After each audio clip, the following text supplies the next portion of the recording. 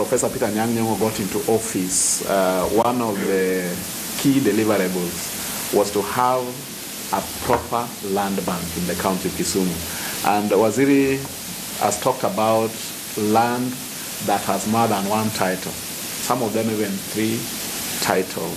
So the governor set up a committee or a task force that basically completed their work and are now compiling a report that should be handed over to him on the 15th of February. Now, this task force is comprising, county government together with the National Land Commission. We've had a discussion today, and we have given our position to the State Department of Lands that our people of Kisumu need titles, okay? And we are happy that the State Department is working round the clock to ensure that the titles for the people of Kisumu and for this region, because it's been to many other counties, is finally, realized. Now, we also know that our county, most of the projects that will be implemented here will have to be, land is a very important factor in projects or even in production. And so we are looking forward to the implementation of the report that will come out of the committee that the governor appointed. But we've also put it to, to the State Department that we may require their support to get titles for land that we need to set up a special economic zone in Moroni. We also need title for the land that we need to set up the state-of-the-art hospital that the governor has always talked about, the level 7 hospital. The only reason why the project has not taken off up to now is because the land title is still missing. And today we've got an assurance from the State Department that we can, expedite, okay? And they'll be able to issue that so that the projects can pick up. Now, the other hot potato in the county of Kisumu would be the boundary issue. Around Sondu, Moroni, around Maseno, we've had, conflicts regarding boundaries that, exist. And so we have requested the State Department to pronounce themselves and say here is where the boundary is, so that we can, engage with, some kind of background information. Because as a county of Kisumu and as the Lake Region Economic Bloc, we believe that we do not need conflict in our boundaries. We need to work together to actualize the dream of the bloc. So basically, it's been a very good meeting. We've explained to the minister also that we do not have enough staff. Surveyors are not enough, planners are not enough, and we are thinking about working together. The two teams working together so that the residents of Kisumu County and indeed the Lake Region Economic Bloc can get the benefit that they need. That may not be as possible by one department working on their own. A collaboration is going to be very, very key. So now we can take your question. Maybe you can. You as well. You said you asked. You wanted to get a plan.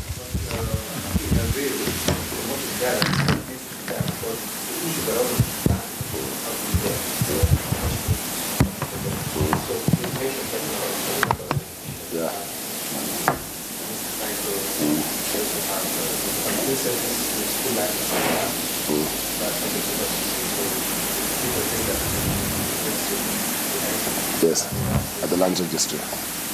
Yeah, we know. I mentioned it because we are aware, and we have had many complaints from this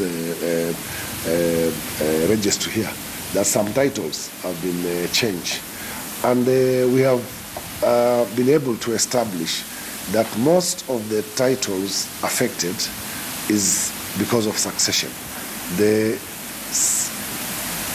Somebody died. Nothing was done. Somebody have discovered that the owner of that particular property is dead, and they do change of paperwork in the offices. We are addressing that, and that's why we were consulting with the governor. And we have seen many areas within the counties in this regional block. We notice the same issue on Monday in Busia. It was not so much, but in Bondo, yes, there's a lot was going on because many titles are still sitting there because people are deceased. That's why we said we are going to have, because the county is supposed to make its own called village committees, councils. Mm-hmm. That one plus provincial administration and offices should be able to help on fast tracking the succession plans and to be able to identify the really genuine successors of most of those land, even if they have to do it in court or whatever. That's one of the issues. The other issue we have realized also within the town is that some places have double titles, so it makes it a bit difficult for investment. And this is not a unique in Kisumu. It's many areas in this country it has happened, including the coast where they have the beaches and people want to develop hotel industry. But we're also addressing that. That's why we want to work as a team. Our Department of Lands and the county government, together with the county commissioner, because this is also a security issue. Once people are fighting with one parcel of land and there are two titles, then it becomes a security issue. So we jointly, so shortly the county commissioner will be consulting with the governor and all the other department heads of lands and other officials, so to streamline, so that we can be able to control these issues of interfering with the titles of individuals and private land. You mentioned about all the land things. Yes. Yes. Yes, we have agreed with the county government, and we have done this before in many places. Maybe you will realize we did one major one with Professor Kivuta Kibwana in Makueni, is to bring awareness to the public on the issues of land within Kisumu County after their task force, which is handling certain issues, and our office, to be able to say, in Kondele, everybody has a title, or we have this, and this is how we want to move on succession, to make sure that the public participate on the issues we'll be dealing with, including the Shule Yangu program of titling. Some of these properties also were donated by people who are deceased today, on the public utilities, how they should be protected for the benefit of the public. Because you have many public utilities which have been interfered with, but the public don't know. They always ask in the governor, we have no playground. And there's a rich guy who has built a whole factory there. So this is why we need the land clinics to make the awareness of also the public utilities, which they need as public to protect for their own benefits. We were talking about public land utilities,